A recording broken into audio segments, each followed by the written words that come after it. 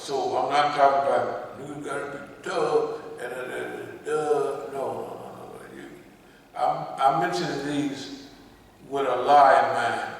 Willpower, when you ask Allah to give you the internal power to overcome whatever challenge, whatever obstacle, and also not only overcome it, but to use it as a benefit.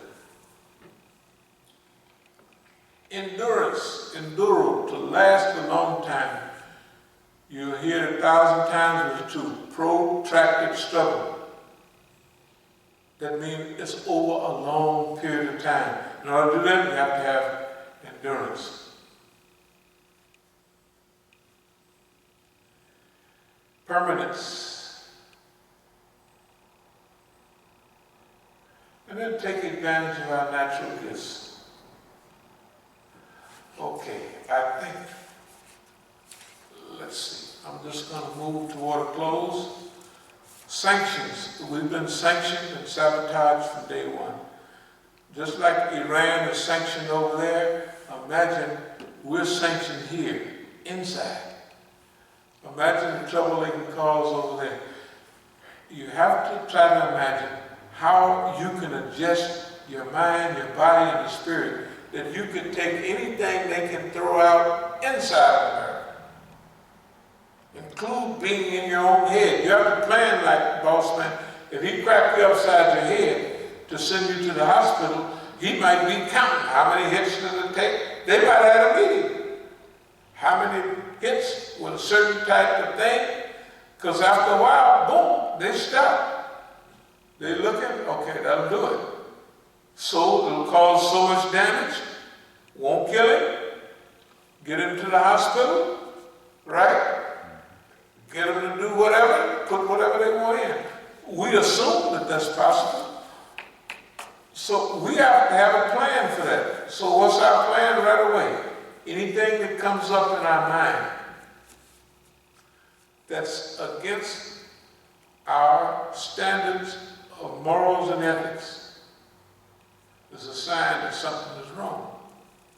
If this is against any ethic that we've held all along, any moral point, we know something's wrong.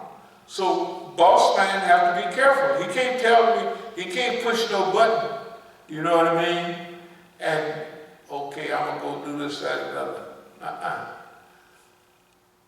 Survival counterfeit, sign the call, I've already talked about that. Trap of psychological warfare. We are prepared for our war, and look at us. And look at them. That is something. Yeah, look at us. Hey, people may not like it, but they don't. People may not, they just don't know how much fun it is. See, and if you're fun loving, Allah may make the struggle to fit just what you like if you act right. You know what I mean? I believe that's what's, I believe it. I almost know it's what's happening. Because, but you don't get it the first couple of days. You have to work over a long period of time. Then everything's falling into place. How you see things, how you visualize. It falls into place, I mean, big time.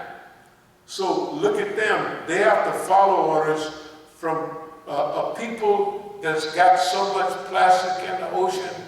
They was talking yesterday morning about microplastic. Plastic little beads. The little hair, it's little smaller than a hair. Good God.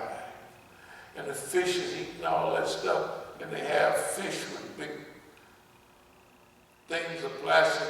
And they're dying of starvation because they think that what they're eating is food. Right. And it's plastic. And the people follow them dummies. They don't say, stop everybody. The world is off balance. Let's stop. Now we're going to do this. Let's figure out how to do it. They don't do that. These people you vote for, they vote for. They ain't saying, we got to fix this stuff now. Not next month. next year, we putting a freeze on all of this. That's what it takes. They don't have the vision, they don't have the ability, and the smoke gonna be up in their house and all under their car before they even think about it. And if it's up to them, the earth will boil over. And they'll be there heating it up all the time. Well, there's one more dollar out there somewhere, I know. They be hunting for the last dollar. Like when they get rid of the last animals, the last white rhinoceros, and they instead of, why not stop when there's 20 or 50 of them left or something? Right. No, we just keep taking their horns. Oh, wait a minute, now there's only one left, and she's so old she won't be able to have them. Maybe we'll mix one with this, that, do something, but as people is done. Why don't they won't stop it, that's what I'm saying. They're not stopping. They got the poor little Greta, whatever her name is, from Sweden running around. That girl is already heartsick, you can see it. You guys are not, well, she's young. That's why she got to realize you're gonna be gray-headed by the time these people get, if they ever hear you, you're gonna be grown. You ain't gonna be no little frizzly-headed teenager. Shoot, you're not messing with these people. Okay, hand-picked Negroes, hand-picked family, hand-picked Negroes, yeah, good. Hand-picked family, that's good too. Them, self-imposed isolation in the midst of thousands. Self-imposed isolation. They think we're practicing self-imposed isolation, but they're isolated in the midst of thousands of people. They're isolated. Their policies is ignorant, bad policies. So they're isolated. Now last, we're saying if they gave us 30 years, we could fix it.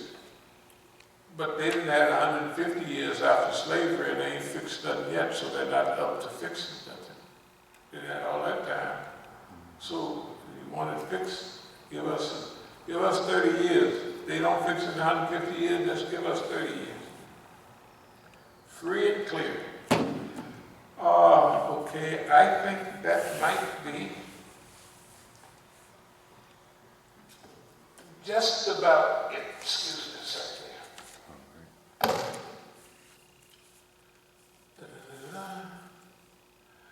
What did I do? This is about there. We'll talk about all the people that we've been around, Iranians, Shias, all those groups, all the Sunni groups, and like brother sent a message the other day, one of the old-time brothers. Mm-hmm. Well, if y'all get it, try to watch and study what would I need to do what I need to do. You don't have to come visit nothing. Just figure out what I would need if you picking up on it. Yeah. Do like we do. We study what does it need to fix that. So, are there any questions or any comments? But I'm just saying, I don't want y'all running down there and vote because some people make you feel good, make you sad. In closing, remember I was talking about Tahrir Square and Muhammad Al-Asi and Masood Chowdhury from the Islamic, what do they call it? Not civil rights, but Human Rights Commission in London. They was calling me from Tahrir Square to say that this is a real Tahrir Square in Egypt when they was having that. Yeah. And I'm telling them, it won't be no Arab Spring. Just like the brothers came over here from Iran. Yeah. Yeah, he just come here from Iran just a couple of weeks ago to convince me about what they're doing here. Don't I see what they're... And when I tell him that ain't what's happening, he almost closed up his book and didn't want to hear anymore. I said, you got to have courage. You got to have the courage and the discipline, you know, to tell the people what's going on. Don't tell them what you want to hear. In other words, they have a line they're trying to produce in Iran. It's a modest line, and it's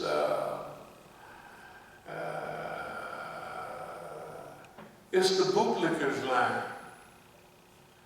See, the bootlickers are on the defensive right now. Oh, they just, and then the principalists, they think I'm a principalist. My own boys, they think they own the ascendancy because they told them, don't do this, don't do that, and people's lives, and they did just what they said they were going to do. So now, if I made a mistake, I just go and say, well, dear believers, I think the brother blew it on that, so that's the way that is. In fact, homeboy was saying the right thing, why don't y'all get with him for a while, and I'll just tag along. That's what I would do, because if you're thinking about the whole, if you had an idea, and you pushing it, and some other guy had another idea, and he's pushing that, and you overpower him, but he comes out right, then you say, well, any grown man would say, hey, look like your stuff came out right, so I just take second or third, I'll cruise along with you, keep an eye on things, you know, and keep my ears open and eyes open, right? That's what if you're for everybody else, if you're for the whole show, but if you're for yourself and your team, that didn't happen, and you keep hoping that you can take, that's like white folks. We're going to take all the machinery. So they're going to take press TV, they're going to take all of their media and try to shape a picture that's not real. Right. And that's why they be asking them dumb questions. No, that ain't what's happening. No. And that's why I do something different all the time. Whatever they say, I do something different. Right, I don't care. I do something different because different is not what they want. And it can't be wrong. It may not be exactly right, but it can't be wrong. Usually it will be. Anyway, I mean right, that is. Okay, so they always, why would they send me to Zurich, Switzerland? I think it was Zurich. Why would they send me to Switzerland? To make a talk at the Islamic Human Rights Commission, and there's no program there. That's offering them and the Human Rights Commission. And why would they all be going for it? Why nobody amongst them, our friends, why nobody said, Imam Musa is our homeboy? Maybe they was just, long as Dr. Siddiqui was around and everything was going that way, they say, that's fine. The minute he left, the minute I go back to South Africa, they'd have me out in the woods somewhere. They'd have Muhammad Al-Assi right downtown every time, right in the big center of Masjid, all the time. Like he's correct, and he didn't, Dr. Siddiqui said he is great in Quran, but he didn't say this guy here been around and he knows what's going on. He didn't say that. He didn't say that. Okay. So why would they put the one out in the woods? Okay. So I'll talk about the people that are supposed to get fair, they're supposed to be on our team. That comes under the heading of sanctions and sabotage. We have been fully sanctioned and fully sabotaged, and it ain't nothing. So are there any questions or any comments? No, I mean, it's mostly just brothers giving us salams. One of the brothers said, I totally agree with you. Let me see here. Nothing like that. And, well, I had a question, because you talked about a little bit earlier today, I about like, you know, you've got friends, family, your peers. Right. Everybody's trying to direct you, you know, kind of off to the wrong path, you know, Right. you know, feeding you the wrong information. And maybe you can, and I remember, you know, you listen to the positive mental attitude stuff, leadership stuff. They always say, you know, you have to have your state of mind, your direction is all from, you have an internal source. Yes. It's all that just derives from. It can't be externally driven.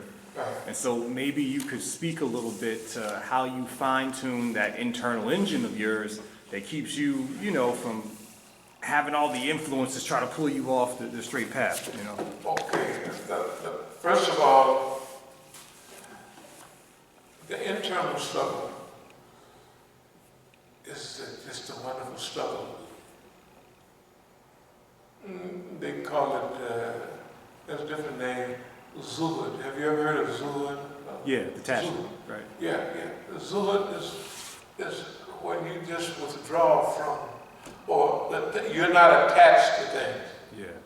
The internal struggle is just like the Quran and Hadith and all that. That's studying that, but that's internalizing the Quran, internalizing the Hadith, and not the ones that you just like, but internalizing the one that really challenge you. Yeah. You know, now, when you internalize those Hadith and those Quranic ayats, that mean you really move away from being attached and being attracted to the dunya.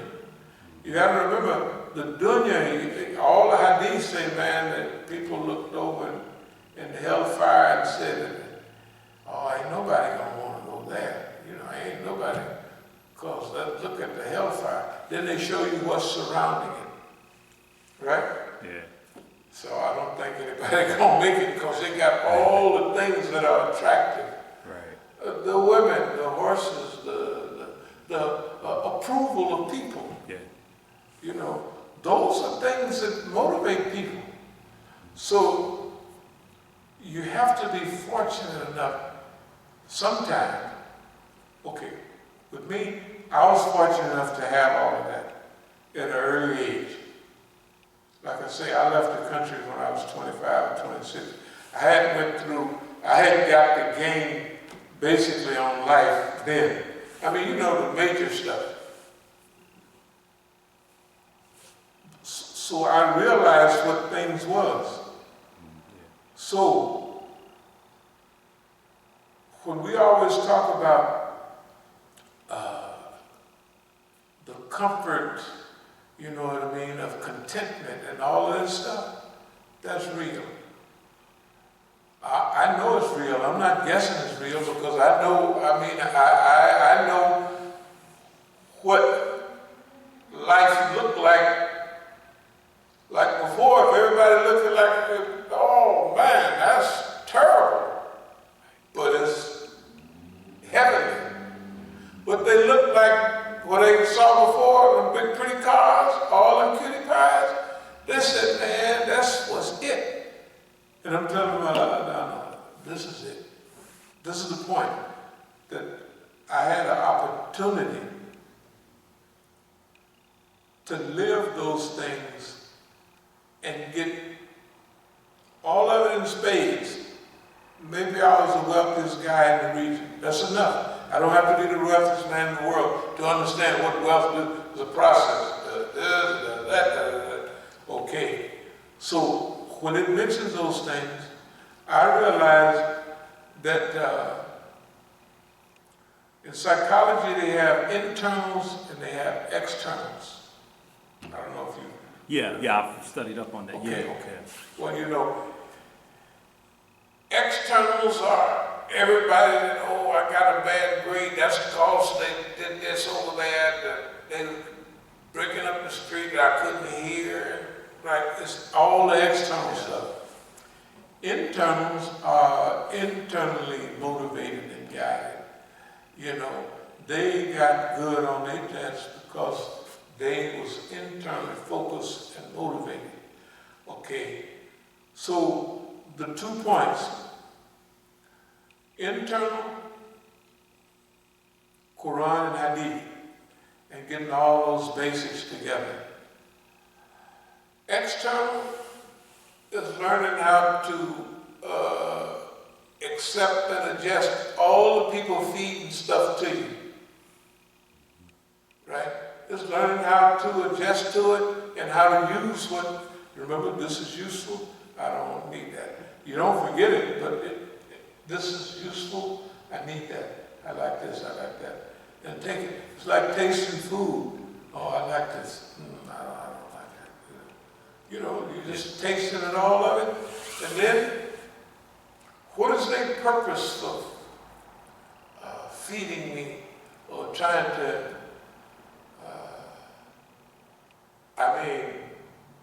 the information I get is basically the wrong information. Everybody is feeding me the wrong information.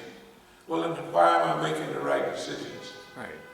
That's okay. That's the question, yeah. That's the question? Yeah. Okay, this is the answer. Everybody is feeding me the wrong information, but I have a criterion. The criterion, Al-Furqan, is the Quran, is the Hadith, is the life of the Prophet Sallallahu Alaihi Wasallam. It's our standards. Quran, Sunnah, history. History is big. History is big. I mean, just to be a historian, it ain't no, you can make a big mistake, be a fool almost. But to be Quran, Sunnah, history, and studying with those as the filters. And then our own experience is easy. That's why we don't make big blunders. And that's why you can forecast the society, because historically, this is what systems always do. Right? Or 90% of the time, they do that.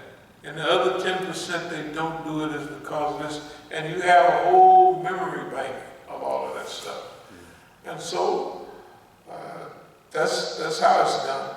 But Jihad al-Nafs is the biggest, is to struggle against your own desires and your own self. I want this, I want that. Pretty soon, I don't want that. If it ain't right, I don't want it. I don't care what it is. I just don't want that. That's how they trapped our brothers up in other places. You know, I don't. You can take this, these computers, this whatever those things are, and the police come and arrest you and kill you. Because can't nobody bring none here. I don't want them.